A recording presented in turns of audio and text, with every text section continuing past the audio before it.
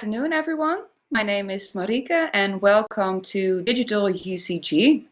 I'm really happy to see so many of you are here today. A lot of familiar faces as well, so welcome back.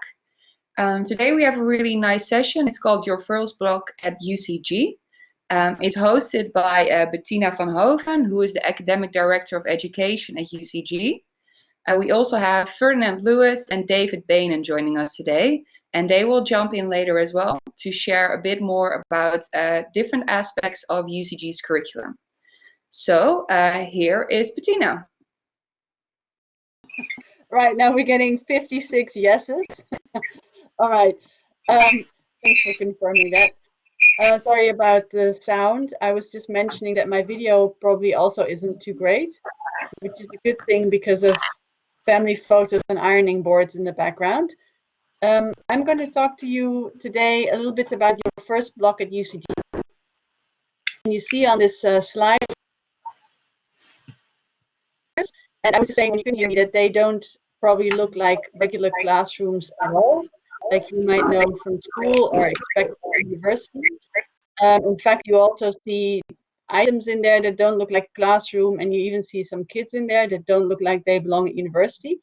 And both are images from our small scale teaching, and these are particular images from our projects.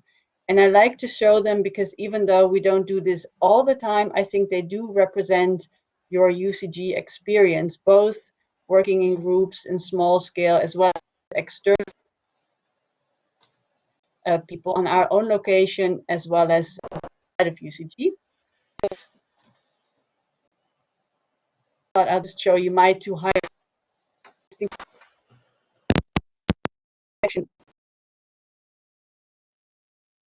Marike or maybe Iris can put it next slide. Can I do it myself? Doesn't seem to work. On the next slide, these are the sort of things that you will hear about. You see three other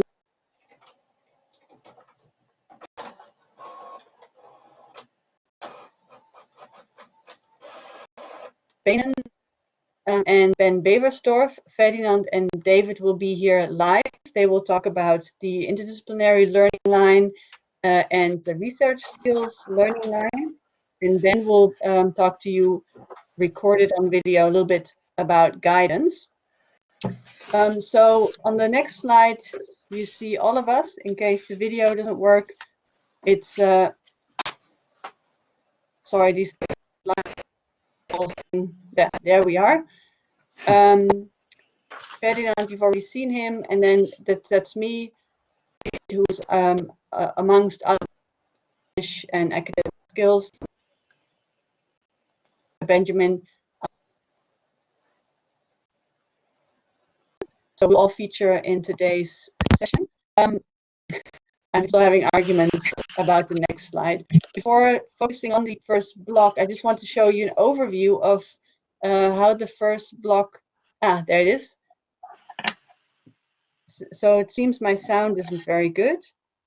I can't really do anything about that. There's a major echo. So I'm getting cues here that you can't see in my little moderator panel. I'm really sorry about that, but the only thing I can do is go out and come in again.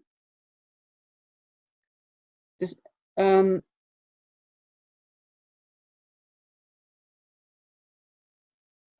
so I'll try. I'll just continue talking and hope that you can hear me. So on this slide, I'll just pretend as though nothing's happening. At this slide, you see an overview of all 3 years, and you see that there's a lot happening in terms of colors in year 1, and especially in block 1. So what that means is that in the first year, there's relatively more that we decide for you in terms of courses, because they provide the foundation for the other years to come. So you see that the academic core, there's a red line in year 1, which means that there are some courses that all of our students have to take in order for you to get a good foundation in research skills, and David's going to talk about that a little bit later on, as well as our interdisciplinary learning line, and Ferdinand's going to talk a bit more about that. And then there's the two orange dots. Those are two courses that you elect, and they already give you a little bit of a flavor of the majors and the specializations that you can choose. That's the blue line that's starting in block 2 of year 1. And you see that the colors become a bit less in year 2 and 3. It means that basically you have more choices of how to organize your own program. So the academic core, as I mentioned, is really important from the start. And on the next slide, there's a sort of a summary of what is happening in these courses. And yeah, there's the slide. Basically, what we try to do in the academic core is a few things. One is to introduce you to the main theme at University College, which is really to think about, to analyze, to deal with, and to communicate major societal or global challenges, and to think about them from more than one disciplinary perspective. And also, we start laying the foundation for the skills that you need. So I was just talking about research skills and writing skills, but I'm also talking about intercultural skills, collaborating skills, especially across sort of difference. Then there's also discussions about ethics maybe that are involved in collaborating in different group contexts and so forth.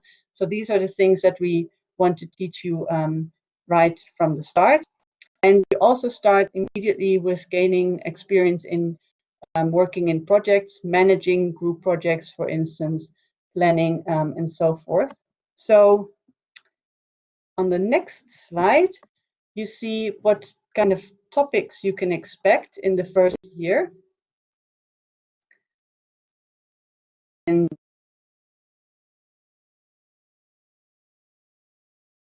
see again this line that I showed previously in colors. So what you see as challenges 1 and 2, and then the academic skills, academic research, and the discipline methods, that is basically the academic core.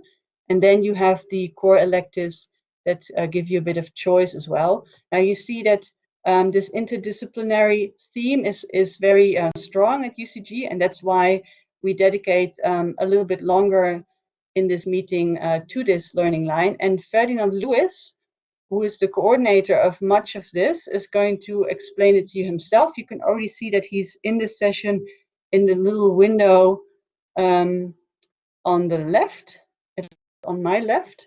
And I want to invite you now, Ferdinand, to talk a little bit about extreme challenges of modern society as, hang on, I'm trying to change the slide again. There we go. And you can see why we need David coming up right afterwards with English writing skills, because there's a typing mistake in the slide. But please, Ferdinand, take the floor and talk about the challenges. Let's go ahead and correct that spelling error, if possible.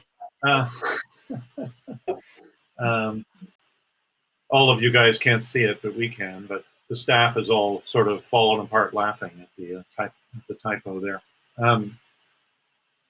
That's a definite B-. Global challenges is our first opportunity as a faculty to invite our new students into how we at UCG approach applying classroom knowledge and research to addressing the complex problems in the world. I want to tell you, can I have a whiteboard? I want to explain what I mean by a complex problem. Let's see here. I should just be able to type right into that, right?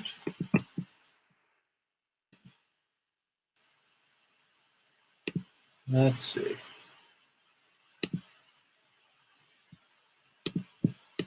Here we go. So global challenges is, I'll just type as I go. It's about complex problems, but I want to tell you what we mean by a complex problem, because it's a term you hear at UCG all the time, and we mean something very specific by it. A complex problem is several things. First, it's a problem that has multiple causes. For example, global climate change. We can say, well, if industrial factories, pump particulate matter and pollution into the atmosphere, and that is causing global climate change, we could say. However, it's not that simple, right? Those factories are part of an enormous network of production that is economic and political and many, many other dimensions. And it isn't just pollution that's causing global climate change. There are multiple causes, both in natural sciences and in politics, as well as in things like factories producing pollution. So a complex problem always has multiple causes, and I'll give you some examples of that in just a second. I'm going to ask you for your opinion and your ideas and input on global challenges for next year. So a complex problem always has a multiple causes. It also has no easy solution. For example, well, pandemics, right? Something we're all rapidly becoming very experienced with. Okay, so there's a global pandemic, the COVID-19 virus. I know, let's all just stay home. Done.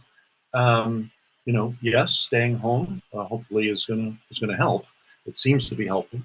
However, staying at home is having a tremendous impact, not just on our economies, but it's having impacts on us psychologically and emotionally and socially. It's having a variety of impacts.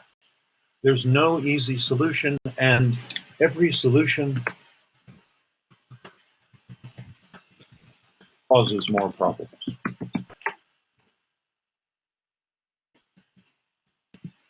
And then, finally, a complex problem is something about which we have to take action. Let's say something has to be done.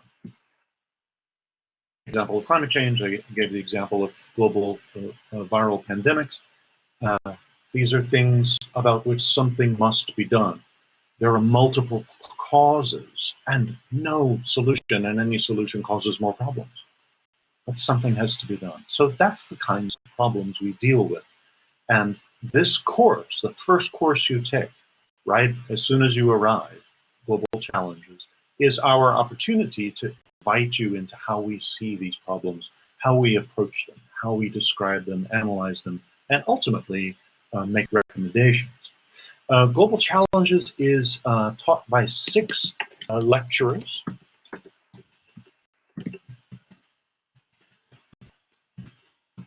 And those 6 lecturers each lecture on a different topic. So we lecture on ethics, someone lectures on physics, someone's lecturing on government, economics, public health.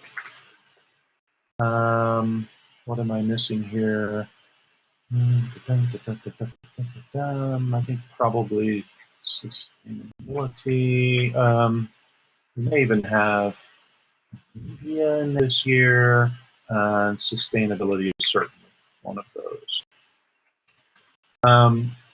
What happens is there are 6 lecturers, each giving a lecture within their own specialty, and each of those lecturers is assigned to a group of students. All the incoming students are divided among those lecturers, and each of us lecturers is attached to a group of students. My task as a lecturer, let's say I'm lecturing on government, my task is not only to help you understand my topic, but it's to help you understand all the topics.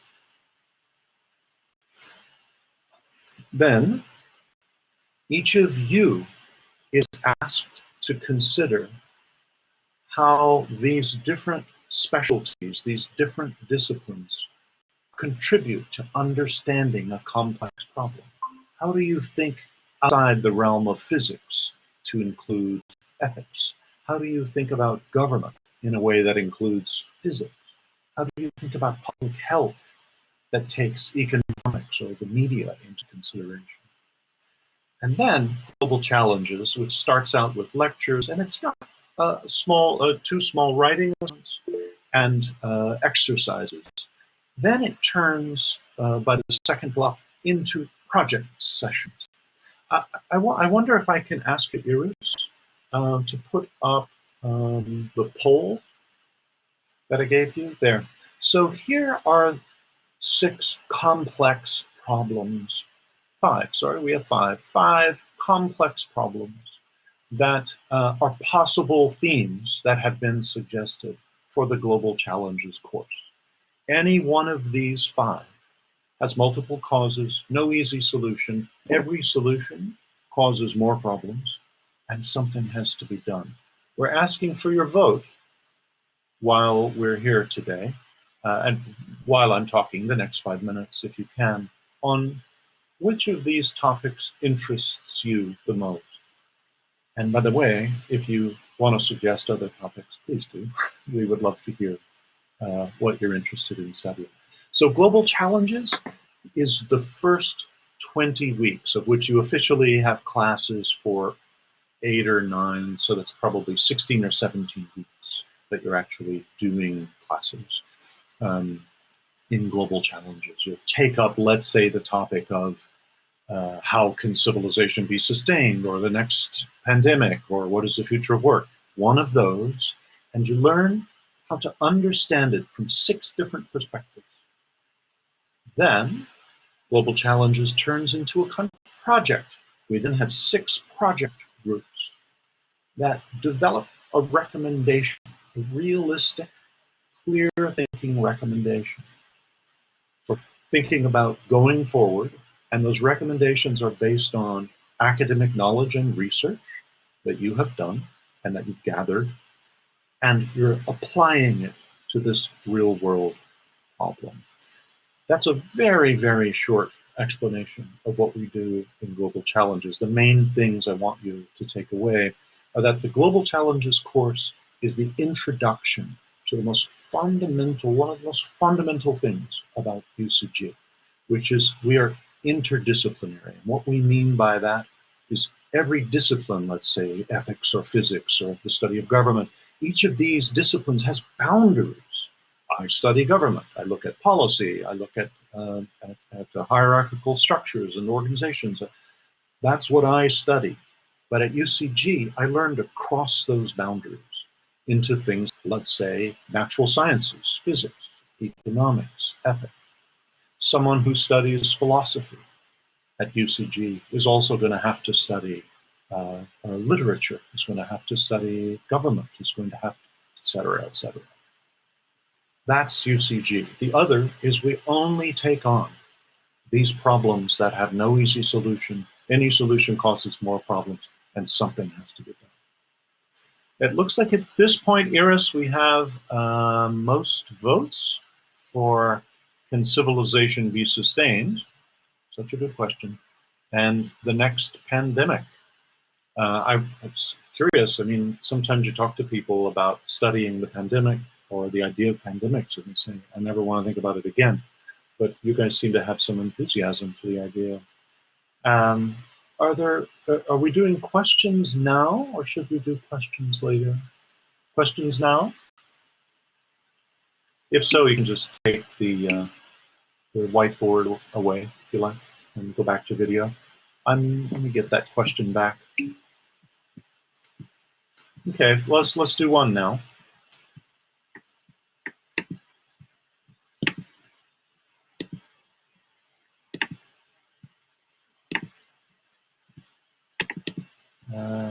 Trying to get, I'm sorry, get to the chat box. Just a second. Betsy Latimer-Sayer has put in a question, which is, a lot of questions coming in. Betsy says, I see some of you may have technical problems. Oh, sorry. You will record. That's Bettina. Thank you very much. Any? I don't think there's questions right now. Okay, great. Maybe we'll just continue and then get, isn't it hard to find a job? Well, I'm glad, Ferdinand, you can answer that question for them right now. Isn't it hard to find a job if what, Irene? In what you mean, what do you mean? Isn't it hard to find a job? What a great question. But tell me what you mean.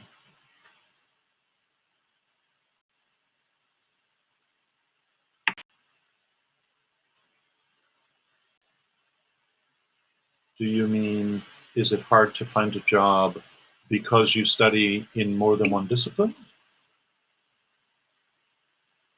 Ah, great. So the question is, isn't it hard to find a job if you have a broad knowledge instead of more focused, specialized knowledge? And everyone on this call on the UCGN could take up this question. We talk about it all the time, as do our students. We take it very seriously. So the question really becomes, what should your specialty knowledge be built on? On just that specialized knowledge, or should your specialized knowledge be built on a general knowledge of how things actually work? We believe you should have a general knowledge, or at least a knowledge of complex problems to start with. And then by your second year, as Bettina was explaining a minute ago, you pick a specialty at UCG, you pick your major, and you learn its methods and its approaches and its research and literature. You learn that vision. Let's say you're in ethics, but you also want to study biology. Well, you can at UCG and figure out, and let's say you go into bioethics, which is an emerging field. Emerging fields don't exist without multiple disciplines sort of crossing boundaries and becoming something new. Irene, does that answer your question? I can add to it as well. Oh, sorry. Please go. Yeah. So Irene, I think that many students after UCG go on to do a master, which is more specialized. So although we have a good foundation in interdisciplinary work and knowledge and thinking, we also, as Ferdinand just mentioned, prepare students for a more specialized follow-up degree. Having said that, it might be worth also mentioning an example from a recent graduate who's gone on to study, and I can't remember exactly what it was, but something in the finance sector in Rotterdam. And she applied for an internship with a company in London, which was selling sort of financial products. And they called me for a reference. And they, after this conversation, they said that they were so pleased with the specific skills that the student brought with such a broad knowledge background, as you mentioned in your question, Irene, because the student brought very different perspectives to the conversation compared to other people. And after that, they offered us 4 more internships for this company, even though our students are not financial experts. So is it hard to find a job? Yes, for everyone in this time, it's hard to find a job. But our students bring something that more specialized students don't have, that is very interesting, especially in times when things are uncertain, because you are more prepared for that.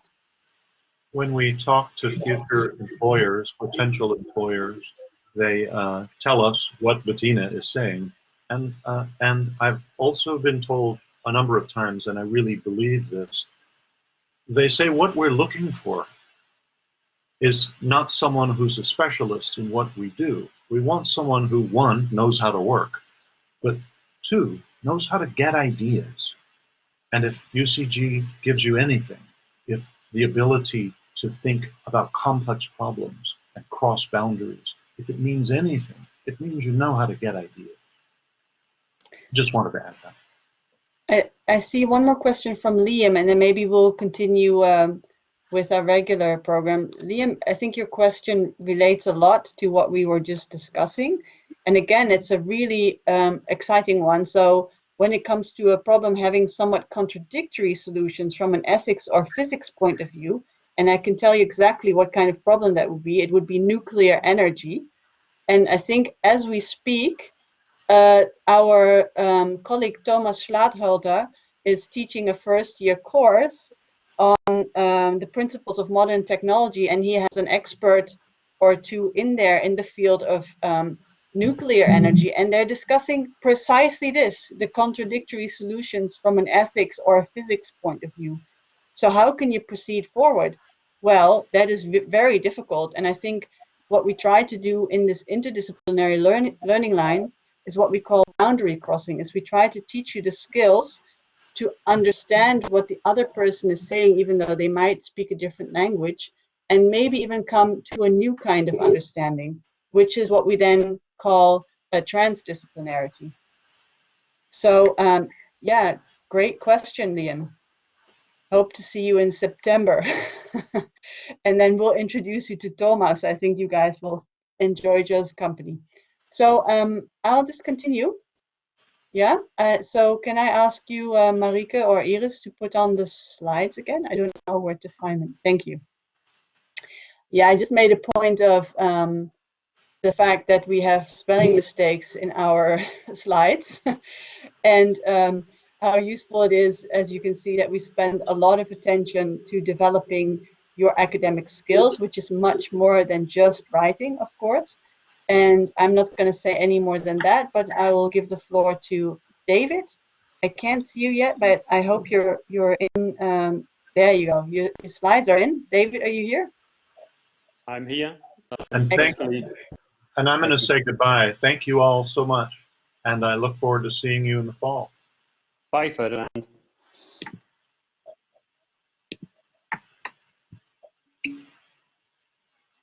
Yeah, so I'd like to say a few words to you about the academic skills course that each of you will be following in the first block of the first semester. And as you can see, I've prepared a few slides.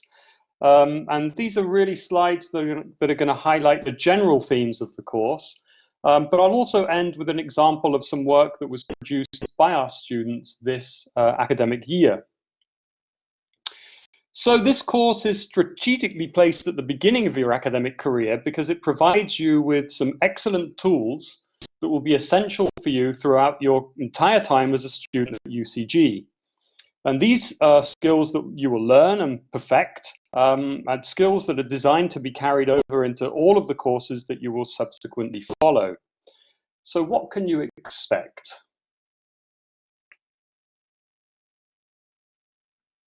Okay, so these classes are designed so that you can develop and improve competencies generally in reading, evaluating, and writing academic texts. So as you can see, these are 3 skills that you'll be using in your entire time as a UCG student: reading, evaluating, and writing academic texts. In addition, these competencies will allow you to further expand your abilities to both think critically and to hone your argumentation skills. Furthermore, being able to look at in depth at the readings that we give you, and through the production of your own texts, you will be able to identify different types of arguments that there are. We will teach you, and you will teach yourself, the structure of a sound argument, when arguing, what to avoid, so different fallacies that exist in argumentation, logical fallacies, for example. And of course, we will look at the structure of sound argumentation and how this can overall be improved. And of course, all of these skills will make you a better evaluator, a better critical thinker, and a better writer. And of course, the better thinker you are, the better you're able to evaluate, and the better you are able to write, then the more effectively and the more accurately you can pass over the information that you would like your assessors to hear. And of course, that at the end of the day is going to get you better marks. So we can also see that by the end of the course, you will more deeply understand the nature of critical thinking and of course be better equipped to progress through your chosen academic trajectory. Now, the main assessment moments during this academic skills course may take the form of, for example, a literature review, an argumentative essay, and a formal presentation. Now, all of these assignments are based on thorough instruction and, of course, background reading. You're not left to do this on your own. We help you with guided consultations and, for example, individual tutorials. Now, all of the different assessment moments are assessed according to guidelines and rubrics that exist for the particular types of writing that you're doing. It should also be added that you will be assessed for attaining an acceptable level of English as well. Now, of course, in order to join UCG, you have to have met certain requirements for your English language. But this is something that we will monitor, especially during the first block of the first semester. Now, of course, this all sounds terribly formal and serious, and of course, in a way it is. We, as instructors, want you students to get the maximum effect from these classes so that, as I mentioned previously, you're better prepared for 3 years of academic life. But we also like to have some fun. Now, I'd like to share with you an example of a more creative piece that my students came up with this year. Now, this is what we call a genre transformation exercise. Now, in doing this, the students in the class were given very, very kind of cold and emotionless instructions for operating a laundry machine in a public laundry. The kind of instructions that included adding the correct amount of detergent, inserting coins, sorting your laundry, making sure that the machine was empty of previous users, clothing. Okay, so we gave the students these instructions for a laundry machine, and then we set them the task of turning the instructions into an alternative text. Now, such examples that were created included turning the instructions into a psychological thriller. One group created a romantic comedy. Another group crafted a heroic poem. The version that I'd like to play for you today is actually a rap song. I think it's a worthwhile file to share because I think it really demonstrates some of the kind of cool stuff that we do. It's not all about sitting at desks with our laptops or open in front of us or our pens in our hands and with our nose in a text, but we like to do some fun things as well. We learn through having a very good time in some of these courses. Okay, well, we can't hear the song. That's all from me so far then. If there are any questions, I'm very happy to answer them. But as far as my presentation goes, finally, I'd just like to thank you for your time and look forward to meeting many of you in September. So have a nice day and stay safe. All right, I guess I'm back. Thank you for the slides. Well, that's it's too bad about the sound, but I think that David ended on a cliffhanger, which is always good because it makes you wish for more. And I hope that will be the case as well. And I hope we can get this attachment to you soon. So if we have a look at the next slide, then you can see there the overview of the core electives. And hopefully you already had a chance to watch some of our trailers. That's another fun thing that students, but also staff do. They got to make some trailers, and one of our colleagues even went to the ice rink for that in order to illustrate a physics concept in how things work. But these are the courses that we offer in block 1 and 2, and you get to choose 2 of these courses. And I'm hoping that it was possible to make a small poll of this well, sometimes technology works fantastic. So I was just curious. Unfortunately, we can't have an option for each of the courses. There's only 5, so Iris combined some. And funny enough, it's Love or War. It's not actually the course title, but there's 2 courses. And I can see that some of you are already populating the poll.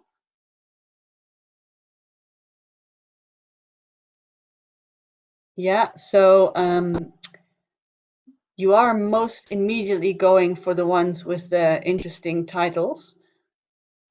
Love and War, both very, I guess, topical courses that you think you know much about, but boy, would you be surprised when you actually learn about all of the different perspectives, disciplinary perspectives. For instance, in the course Love and War is similar. It combines different insights from criminology and justice and law. Now, I really think you shouldn't underestimate that physics course, because it draws on a lot of examples from your everyday surroundings and makes you understand actually how things work, even hence the title. Even things like clothing. I don't know if some of you like hiking, but you have some very specialized gear for hiking, and there's even physics involved in that. And so the book really illustrates all of those different areas in your life worlds that that physics helps explain. Do watch the trailer if you can. All right, thanks. This was very insightful. I think we can close down the poll again. As a question from Alicia, do you need physics to be accepted to UCG? No, you don't need physics to be accepted to UCG. There's a requirement that you need math. The trailers, I'm going to pass this question on quickly to Marika and Iris. They can add this information in the chat. And if not, then I'll get back to that in a moment. I'm going to say a little bit more about the program in the meantime.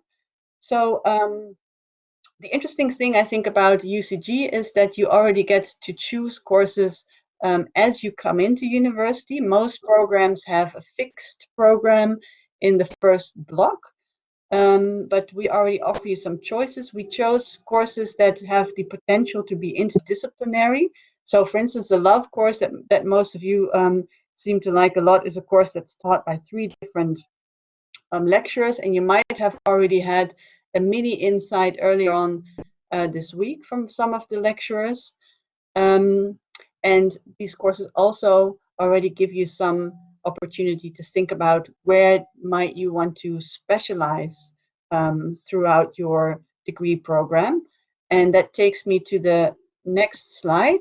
We have an overview that you probably already saw earlier on. I'm going to go back and forth a little bit between the chat and my slides. I see the link to the trailers has been posted. They're really great, so do have a look at them. And it's an option to try out more than 2 of these courses. Again, it's an excellent question. If you did that, so you have to take 2. If you did want to take more, then it depends on, is there a space in the course, and do you want to take it as an extracurricular course? So there's no restrictions for extracurricular courses, but you need to discuss this with your tutor first. We'll hear a little bit from Benjamin, our senior tutor, in a moment. And the reason why we ask students to discuss these things with their tutors is because sometimes you can cause yourself to become overworked or stressed out of enthusiasm, and the tutors will help you assess whether or not you should be taking extracurricular courses. So Adam, yes, you could. They would be extracurricular, but you need to speak to your tutor about this.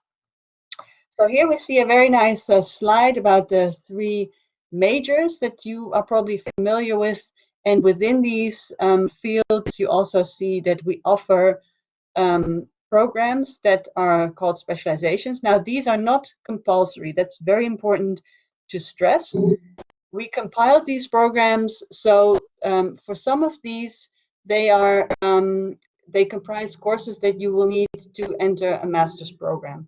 So for instance, if you already know that you want to study psychology, then it's very recommendable to go into the mind and behavior specialization within the major social sciences.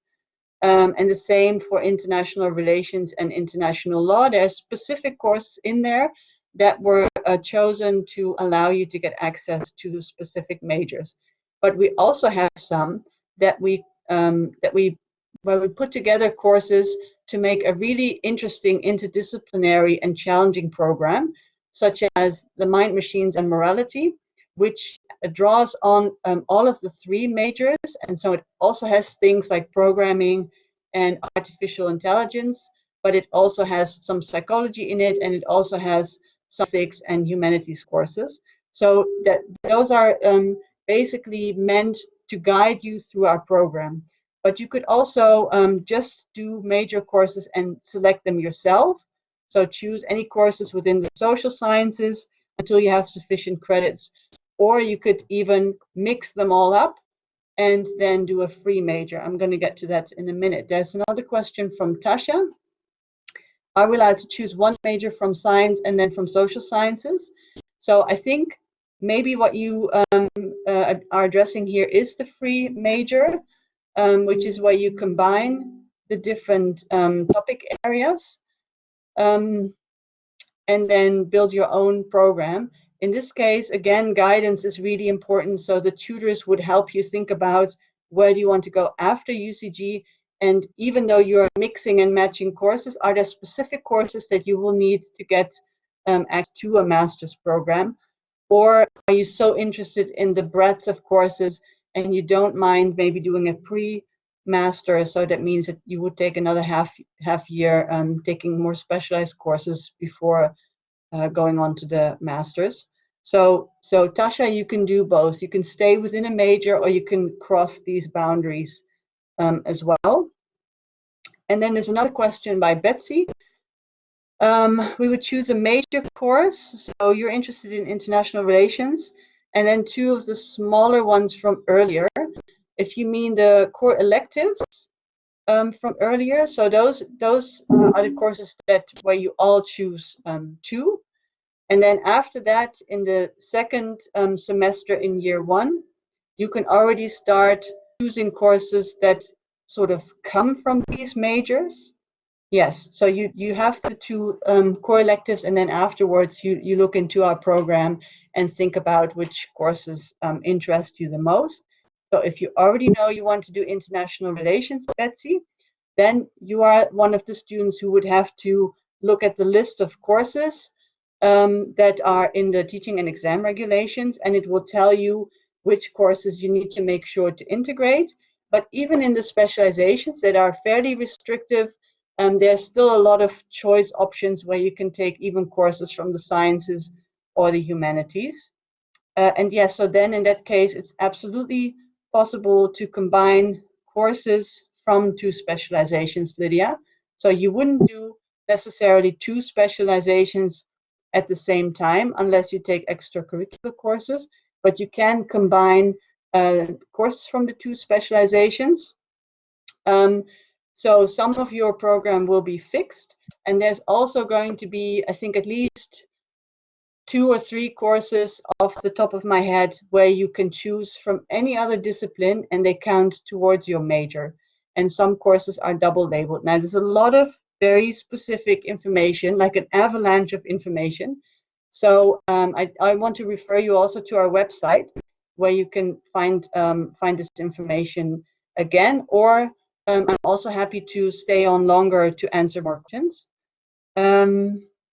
Yes, Tasha, we have students, alumni who went to medical school afterwards, not even in Groningen, but I think in the west of the Netherlands. And when do you have to decide all this? So basically by the second year, you can declare specialization, Paul, but you don't have to. So we offer students the opportunity to declare a specialization, because it means that you can get priority in the courses that you need before you graduate. But if you choose to not declare your specialization, then if you want to choose a course in mind and behavior, for instance, and it's full, then we can't guarantee you a spot.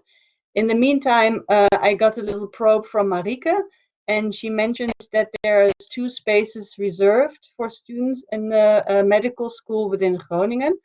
So maybe she can add this also in the chat. And Iris has posted the information about the majors. I realize there's a lot of information, but I'm still glad that you're asking me this now. Courses can be full, Noortje. We are a small-scale intensive teaching institution. That means that our courses are, generally speaking, 25 students. So that means that occasionally we sort of extend this number a bit, but we do want to stick to that just because it is characteristic for the student experience. So it means that if you really need specific courses because you want to do a specialization, you are better off declaring a specialization. And if not, for instance, if you want to do a course in year 1, Noortje, and it's full, then you can also take this course still in year 2. So you sort of go back.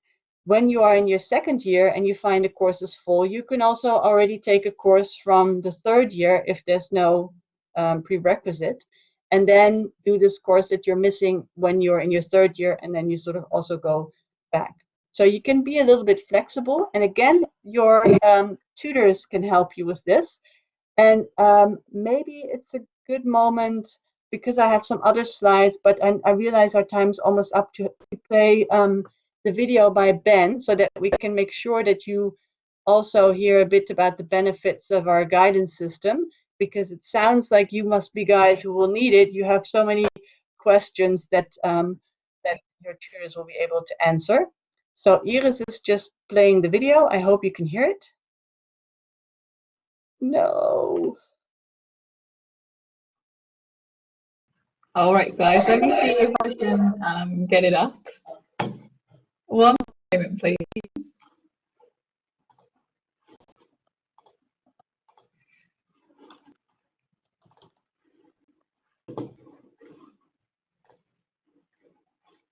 All right, let's see if this works. Fingers crossed.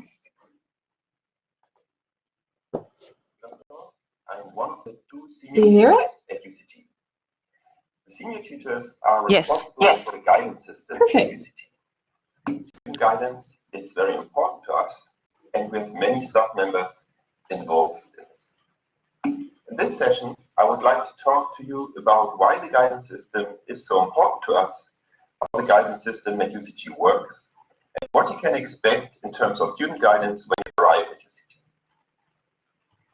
At UCG, we believe that students should have a lot of freedom when they design their individual student program, so that you can make it fit to your individual academic interests, but also to your goals in life.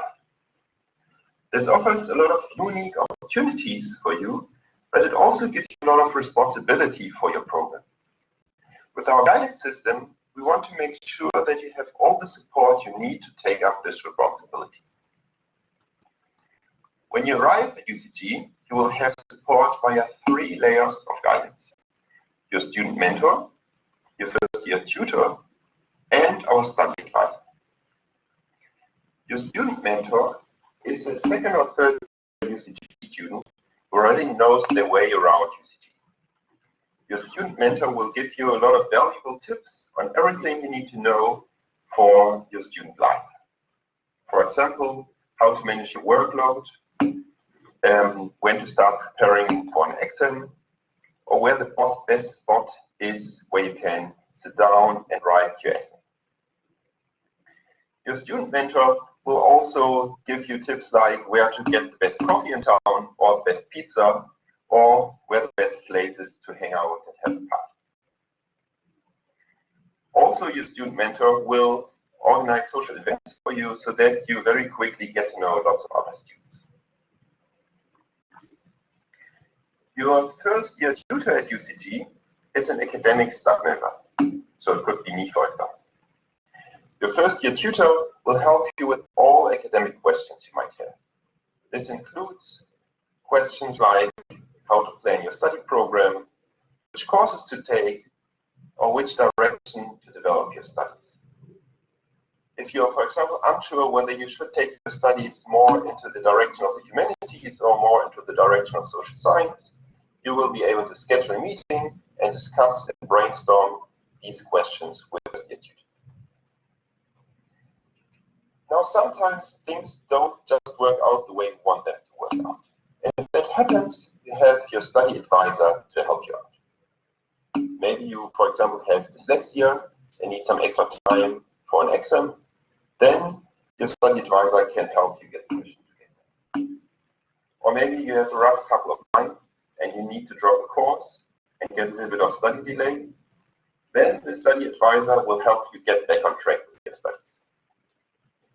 The study advisor will also be able to refer you to other university experts that can give you extra support and advice if you need it. Now, guidance at UCG does not stop after the first year. In your second and third year, you will have more support in form of the second-year tutor and our academic directors, as well as our career. They will help you design your program to maximize your chances to get into the master program which you're interested in and set you on the right path to the career you want to pursue. This was a short overview of the guidance system at UCG. I hope this gives you a little bit of an idea of how the guidance system at UCG works and what you can expect. And I'm looking forward to seeing you after the summer at UCG.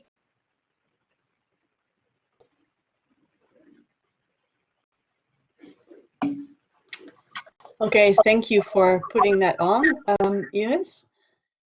I think I'm back in my presentation. I realize we are a little bit over time, so I understand if people have other commitments and they have to leave us. I also see a very active chat going on, so keep your questions coming. We will still be here to answer them for a while.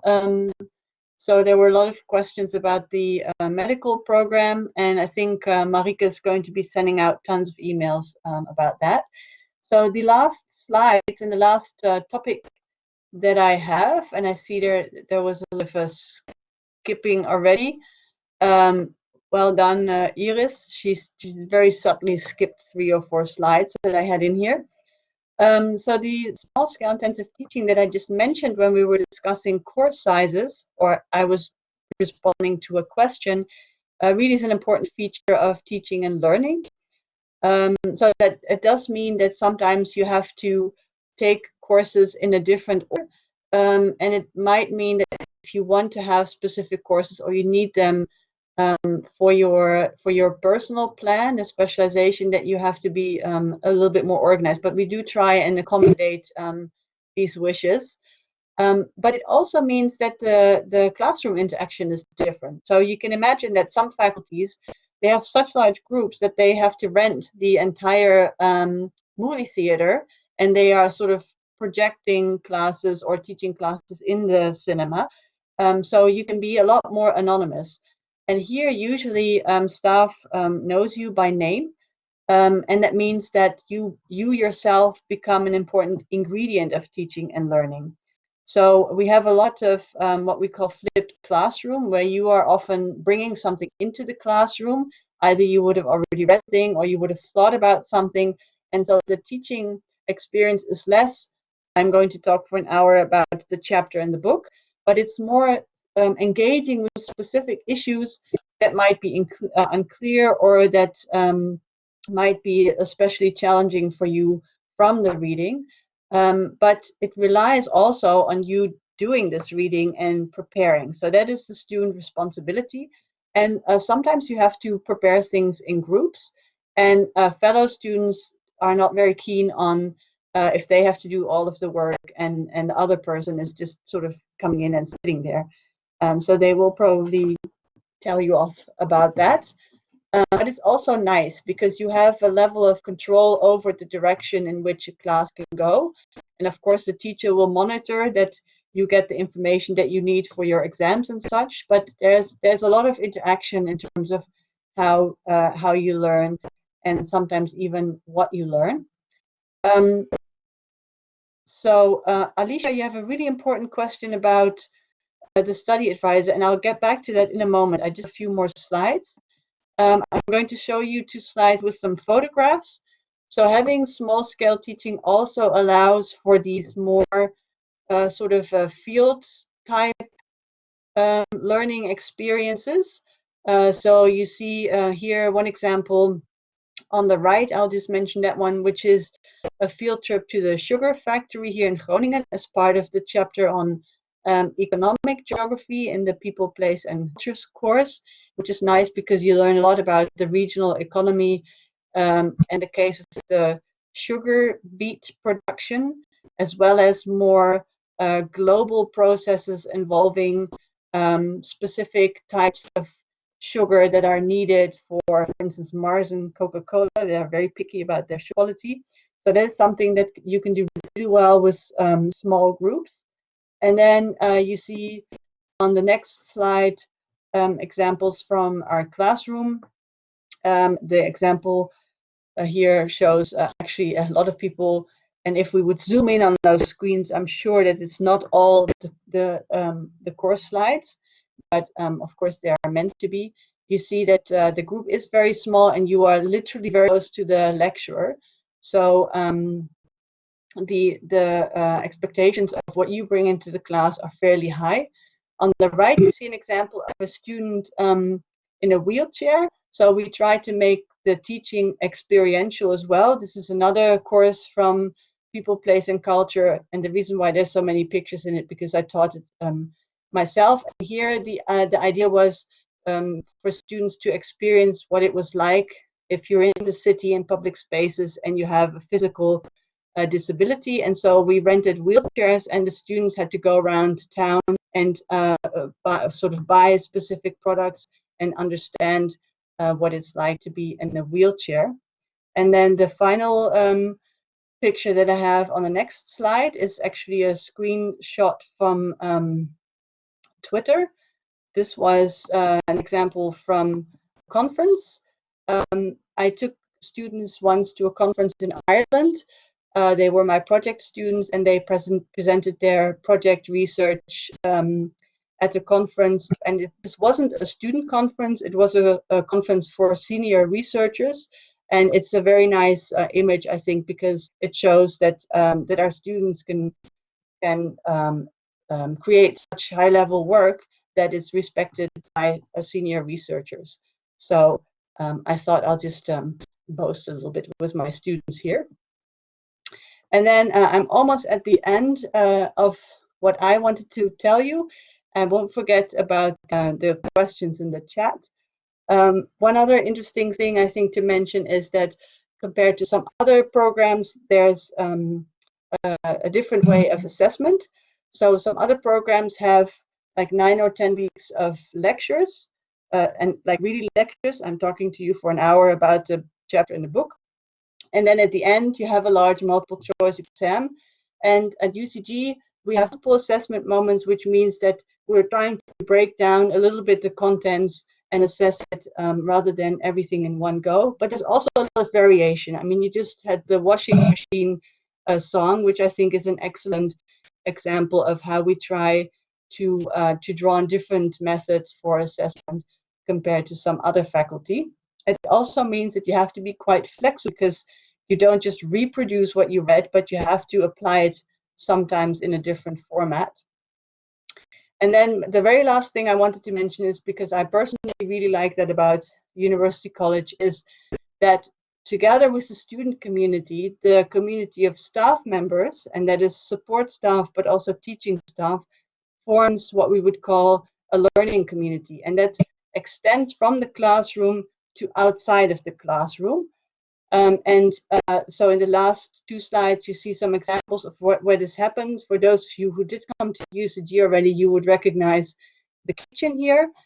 For me personally, I think it is one of the most important places in UCG because that is where you come in the breaks. A lot of students also cook there in the evenings, not just for themselves, but we also have events where there's cooking for other people, and it's also a place where you can discuss with students from your own class or from other classes what you're learning and life itself. And sometimes we also have events that involve the broader community, like this bake sale here, where you see some children from a local primary school.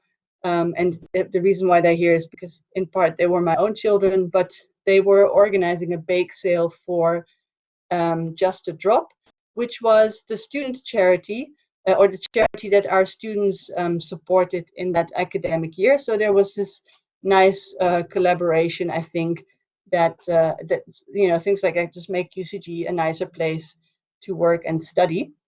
Those are all the slides. I realize there's a lot of questions that came in the meantime. So for those of you who are still there, I want to have a quick look at the questions. Is that okay, Iris and Marike? Because I know there's also a very short clip from the intro week, or do you do that first?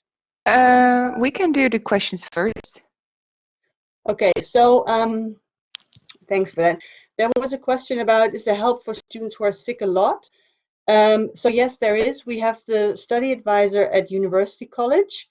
We have the tutors at UCG that you can see, but of course also depending on what specifically requires an action, you might also go to the university, either the student psychologist, or if you need, for instance, more time. So we have students with dyslexia or dyscalculia, I think it's called, where you need specific ways of being facilitated in exams or in writing essays.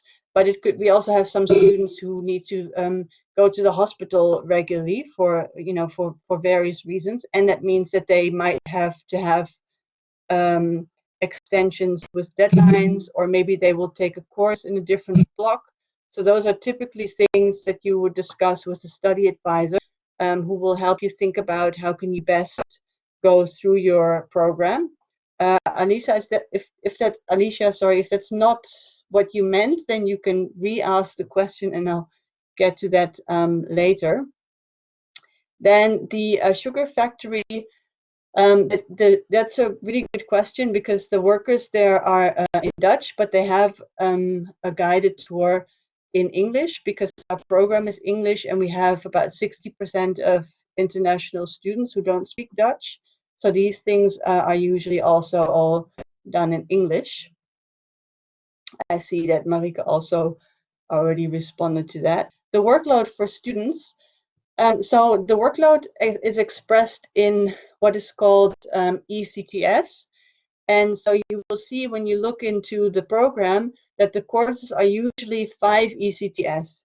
And what that means is 1 ECTS is equivalent to 28 hours of workload. So if you have a whole course of 5 ECTS, how we calculate is that we first deduct all of the classes. So in year 1, it's usually 4 contact hours per week. And so if you have 4 times 9 weeks, then we take that off the total amount of hours, and the rest is for assignments and reading. So the idea is that that helps us plan the study program so that the workload is such that it's studyable. I'm not sure if that's an English word, but that will allow you to also do sports activities. We have students who join the USFA, which is an organization. They offer like theater programs and music programs. We also have students who volunteer with an NGO. Yes, there should be time. And of course, we have the student organizations from UCG as well. And it's definitely something that we encourage, because part of the small-scale intensive learning is that some of the learning also happens outside of the classroom, and extracurricular activities are part of that for sure. Now I'm on to Elena. What's the difference between level 100 and level 200 courses? So the level 100 courses are mostly introductory courses, and sometimes they are also prerequisites to other courses. So that means that, for instance, if you want to go into the physics program, some of the courses will require that you took Calculus 1, which is a methods course at the 100 level in the first year. And so other courses that you have in the second semester There could be Living Cell 1, for instance, which is also a course that provides the foundation for some other courses at level 200 or 300. So we also call this difference, if you look in the regulations, the propedeutic phase, that is year 1, and the post-propedeutic phase. So year 1 is everything that helps you understand what kind of place UCG is. So what kind of courses can you take? How does learning take place? What are assessments like? And once you've passed this first year, you actually know that you are equipped well enough to continue through year 2 and year 3. How many you have to choose depends a little bit on the specializations, the specific types of courses. In general, you have the same number of credits per year. And in the first year, I just showed you this this overview with the colored blocks. That's the year where the most courses in the beginning are fixed because of the academic core. And then in the second year, you probably have the most choices. I think off the top of my head, you have in the second year a method course in block 1 and block 2. That means that you have 2 courses each that you can select yourself from the different majors. And in block 3, you can choose 1 course because you have 2 fixed ones. That's the project and philosophy. And in block 4, you can choose 2 electives again. So it's actually quite a lot of choices that you have after the first year. The sports options at UCG. So in the first year, if you, or when in the student housing, it has a gym downstairs that's called the ACLO. And so that is very close in the building. And the ACLO, which is the sort of university sports organization, has some other locations in town that offer a lot of sports for very little money. And that includes skating, swimming, ballroom dancing, martial arts, various kinds of fitness, running, yoga. Off the top of my head, I think if you Google ACLO, I'm going to type it in the chat as well, you can probably find that program. And Bettina, I already uploaded the link. Oh, God, you're so efficient. Thank you. And so, but nearby, the city is very compact. So nearby, you also find the Basic Fit just across from UCG, where a lot of students go. So I think in terms of sports, Groningen is a very good place to be. University minor, and I didn't follow all of Marike's replies now, of course. You have a dedicated semester, that is the 5th semester. So it's the first half of your 3rd year where you can do a university minor. And you say as well as an exchange semester. That is not the case. So in semester 5, you have the option to either do an exchange semester, you can do a university minor, or you can do a personal minor where you choose different courses that can include courses from our university or from different places, and it also can include a 15 EC internship, which I just mentioned before briefly as well. So that's a minor. Anything to prepare for next year. So at some point you will be asked to make a choice for your 2 core electives, and then it could be that you already get information from your teachers in these electives about what books you might need, but often actually we use online material as well. So for your first courses, that's the Challenges course, the Academic Skills course, and the core elective, I would think that everything will be online.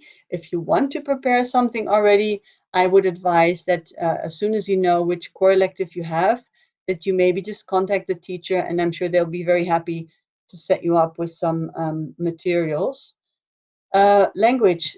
The university has a language program. At UCG, we also offer some languages, and you have to pay a small fee for that. And they're not all languages that you can imagine, but I think it's, in any case, Chinese, Spanish, and Arabic, and Dutch off the top of my head. And then if you wanted to learn other languages, you can contact the language center at the university, and they would be extracurricular. The application dates for the language center should be online. And for the UCG courses, it's best, I think, to email student affairs about the deadline for those. And then Alison has a question about study planning.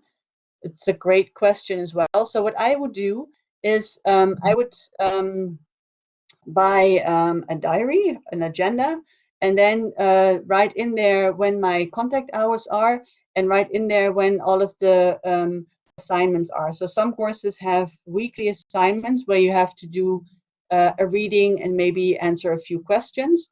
And in the syllabus that you get, it also often states how many hours you are expected to spend on reading and assessments. So you can break this down based on the kind of assessment that you have, and then you can plan on a sort of day by day what your week could look like. I hope that answers your question.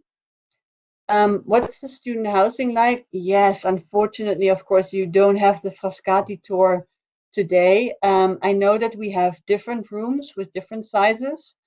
Iris and Marika, I don't know if we have images. Maybe I can interrupt real quickly. Yeah.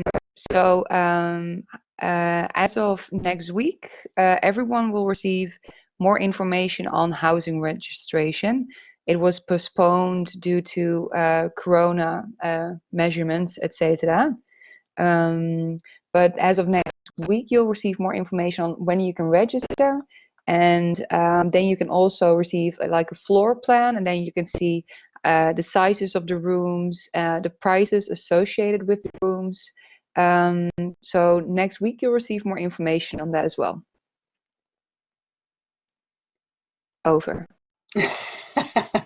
Great, thank you. I see one more question by Marianne. If there's more, just keep posting them. We'll get back to them in a moment. So you can start applying for the core electives, I think, as soon as you've registered for Frascati. And that's the answer to that question. Let's have a look at the intro week committee video. If in the meantime you have more questions, just keep posting them in the chat. I'm still here and my children don't want anything from me now, so I'm still good for questions. Can you switch on the video, Marika or Iris?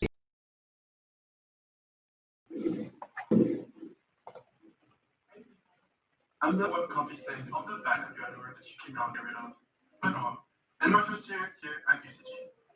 And I'm also part of the intro committee, which is very underrepresented today because everyone's gone back home. And I'm here to deliver some information about your intro. It will start on the 22nd of August, which will not interfere with any of the other events, such as Sky Week or ESN Week. We're all going to go to a camp in the Dutch wilderness, and then we'll come back to Groningen and explore and have fun in the city together. We really love the city, and we really want to show it to you. However, given the current circumstances, we couldn't host any private events. So we decided to just show you around our favorite places. After the camp, we'll make sure we'll have some activities around the city so that by the time your city starts, you will feel at home in Groningen. You people are going to get split into smaller groups with all the students to guide you. We cannot promise you that we're going to have fun activities, but we're going to for sure have activities. This will be a good opportunity for you to get to know each other and the older students as well. And as this will be your first UCG experience, we'll try to make it the best as it can be. We really recommend not to miss out on this event. Hope to see you soon in person. Until then, stay safe and stay healthy.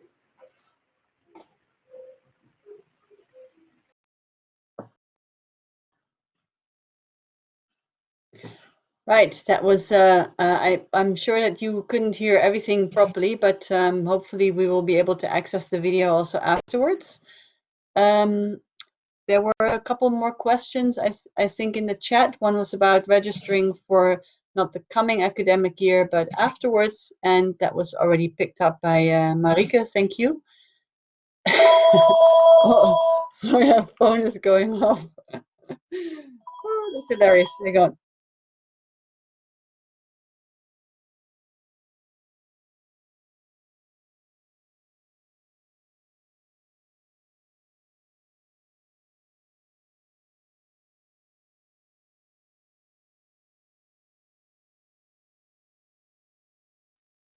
All right. Well, I'm sorry about that. That's what you get when you are working at home. And it even wasn't a call for us. I don't see any more questions in the chat. So if you still want to ask something, now is a good moment. I see that we're already down to 26 participants. It's not, of course, quantity that counts, but quality. So we're still interested in questions. Yeah, well, we don't have trams. I know that there's been a struggle in Groningen about building a tram. That hasn't happened yet, but we have a very good bus system. And in fact, if you in your first year, you can get up very close to the start of your lecture, because I think it's about 10-minute walk from Frascati to UCG. And even if you lived a little bit further away, there is multiple buses going throughout town, often via the station. And of course, if you do cycle, I don't know exactly where you're from. Yeah, bikes. We have the swap bikes as well that you could check out online. They're a very good deal for students because they offer free repairs and stuff. But there's also tons of bike shops. There's one like 1.5 minutes from UCG where you can also buy secondhand bikes. And we're a very compact city. So from UCG, you just cross the road. And it's 1.5 minutes to some shops, and then a little bit the city center. So everything is very accessible, I think, in general.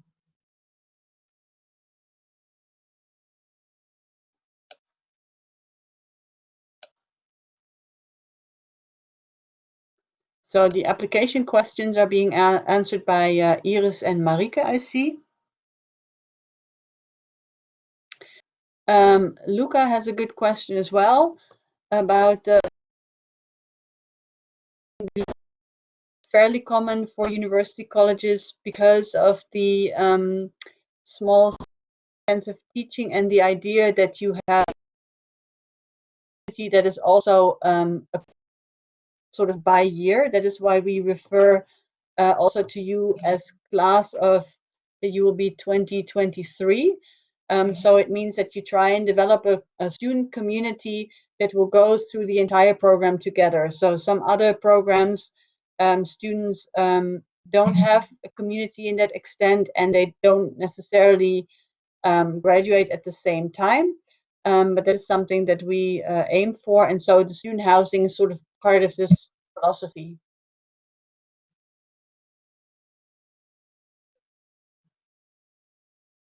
I'm just checking the chat again.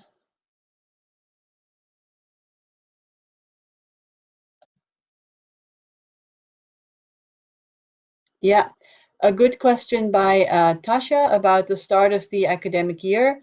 You say that you might be stuck in Mozambique and you might be unable to start classes in September. I'm sure that there's other people wondering that right now, including people even right here in Groningen. I can't say for sure what is going to happen, except that be a scenario that we are going to do our best in order to facilitate students that have to follow our classes from abroad. We are currently doing that for all our classes. At the end of the last block, the university closed down, for those of you who weren't following maybe the news so closely, which meant that sort of after 2/3 of the block, our teachers had to online, and that was Friday. It was announced the university would close, and on the Monday, all of our teachers were online. So I think that is an indication of a group of teachers that are incredible in their flexibility and talent to move from small-scale intensive teaching with flipped classroom to doing something online. Our entire fourth block has been taught online, so by now there is expertise in doing this. We do really, really hope that we will have students coming to UCG by then, but should this become a real scenario, we just have to make sure that we stay in touch with you, Tasha, and students like you, so that we can give you the best possible information. And Marika Iris are the primary contacts because they are really communicating mostly with you in this phase of your almost being at UCG. Adam is asking about what options you have to work besides your studies. So you have opportunities to work, and we have students who also do that. So for instance, there are students who work in a cafe or in a clothes shop or do voluntary work.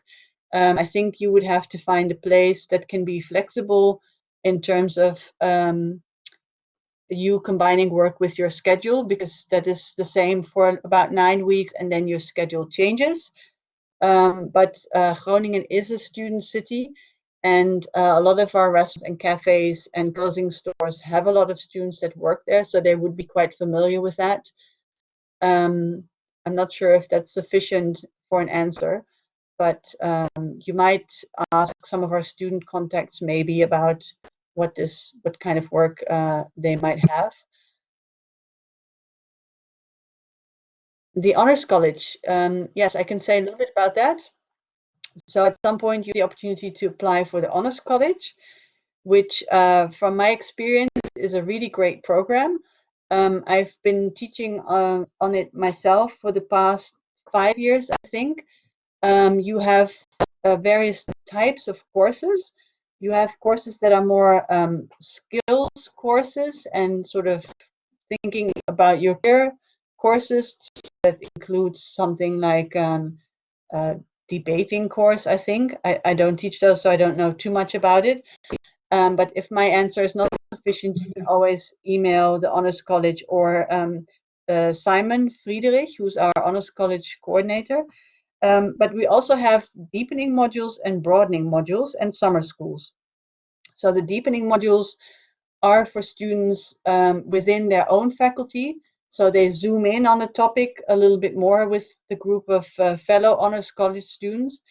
And the broadening modules are courses that you take outside of UCG at other faculties. Now, for UCG students, that is mostly not too different because you already are used probably by then to different courses from different disciplines. But the other students, usually they are stuck in their program. So I teach a broadening module, and I have students from chemistry and from engineering and artificial intelligence and law and they never have students except for the ones in their own studies. So what for you will be like everyday learning and being, for them is quite new. But the interesting thing about the broadening modules is that they also have summer schools. So you go for a week in the summer if there's no pandemic, and then you do a little bit of field work. So for instance, we have summer schools, I think they go to CERN, and we have some that are focusing on legal things in Belgium. There's one on religion, I think, in Lisbon. And I have a summer school that goes to Vancouver. So I take students to Vancouver for just over a week. And the topic is inclusion and exclusion in the urban context. So if you want to know more about Honors College, maybe check in with Simon. Food and drink. I don't know what Marike and Iris are chatting with you in the meantime, but we have a kitchen, so you can cook and you can bring your own lunch, and there's also a small fridge. And across from us, there's a supermarket, and there's various small cafes and restaurants. So we don't have a canteen in our building, but everything is very close.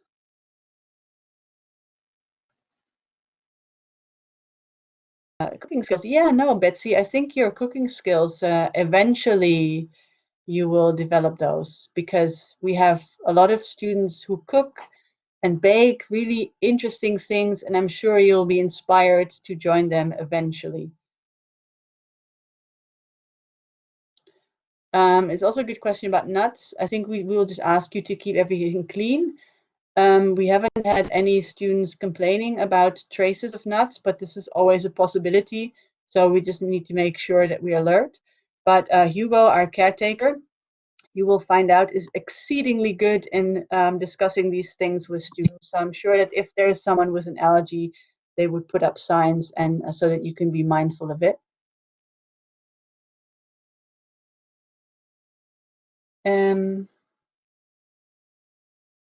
How close is UCG to the main university building? As almost everything in Groningen, it's very close. So the academy building, that's the main building I think that you're referring to, I think it's probably like 11 minutes walk. So it's very close. That was for Chloe.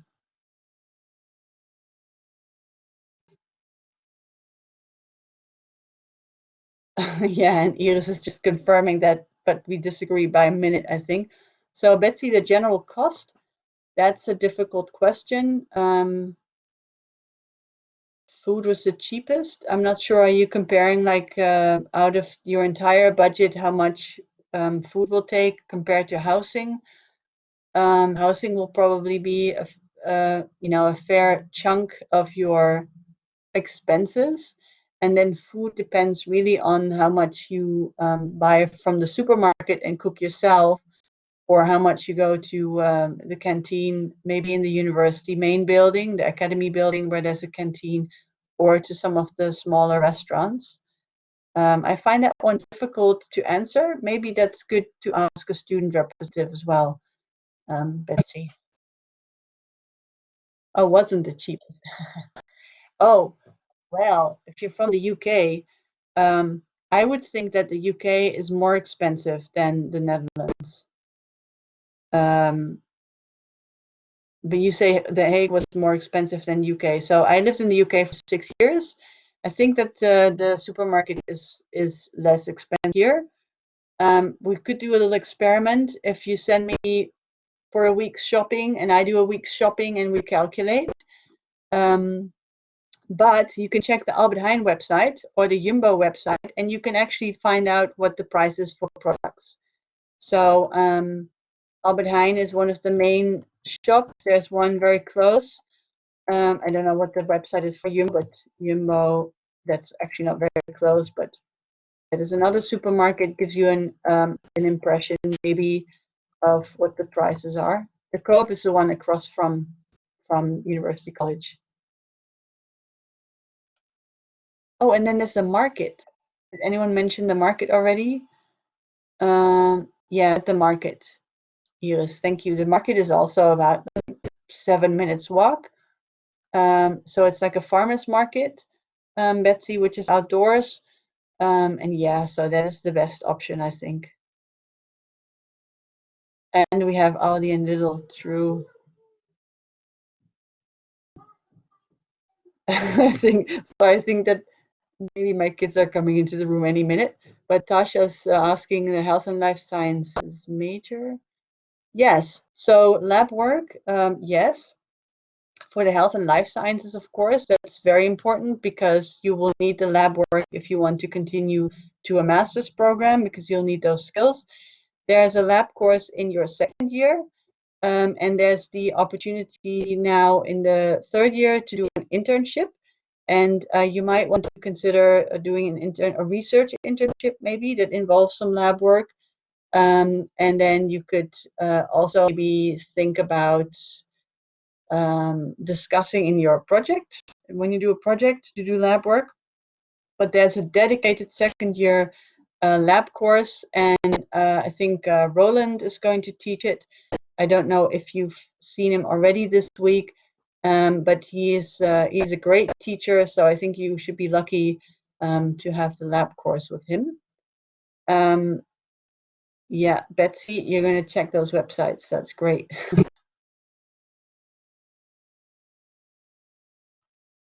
All right.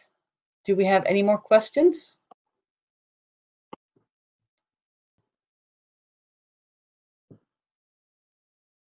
Doesn't seem like it. David's gone to feed the cat.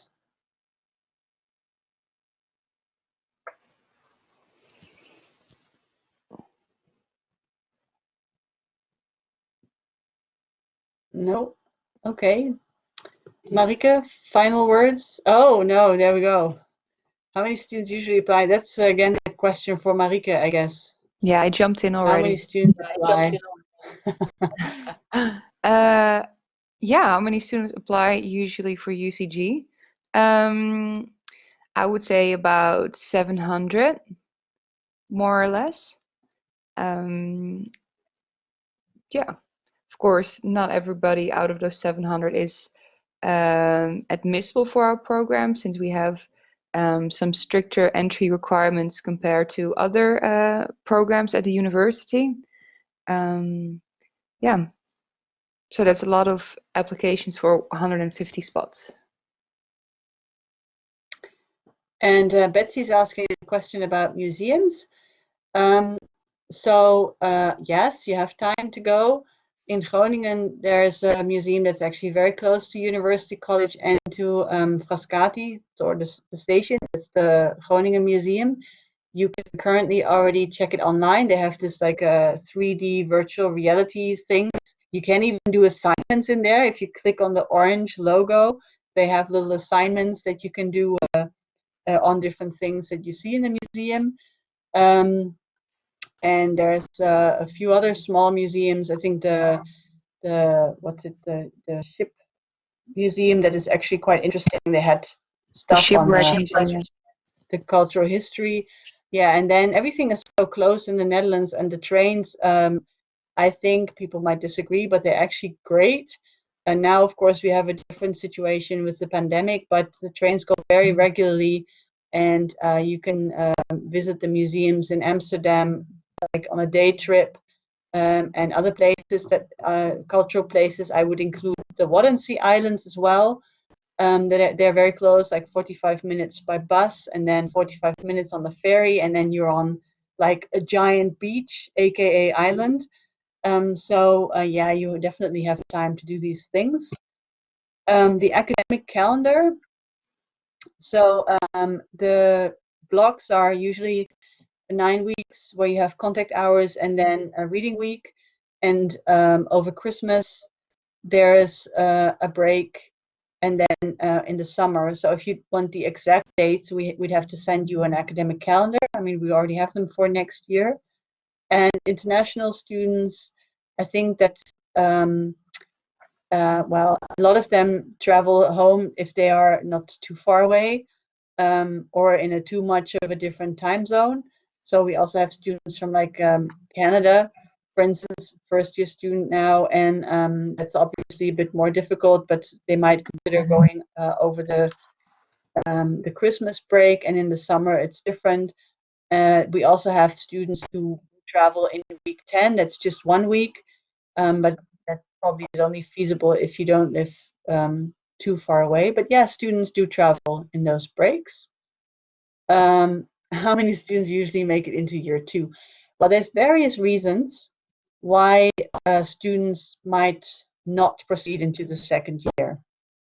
So, and that brings me also to how important I think our guidance system is, because we do have students who find the transition from having lived home and going to school to living in a different place, not living at home and being responsible for everything in their lives themselves and studying. They find that quite a lot to deal with. And some students also experience some sort of peer pressure and then don't say anything about it. So in the last few years, we've really tried to make this topic sort of discussable. We feel that mental health is a really important issue, and we hope that we provide enough information and guidance so that students don't feel this pressure as much, or that they know where they can go to talk to people. But that is a reason why sometimes students leave UCG already before or sort of after the first block, before March 1st. And I think so, sort of roughly, we always expect about 10%, and correct me if I'm wrong, Marike, that they won't go into the second year. And then, of course, you have the requirement to meet the what's called the binding study advice threshold. So at UCG, that is higher than other faculties. You have to basically pass all of your courses. There are resits, and you have multiple assessment moments. But sometimes this is also, for some students, difficult to pass some of the courses even after a resit. So I think, roughly speaking, I would think that we lose about 10% of students per year for a variety of reasons. And then we have more questions.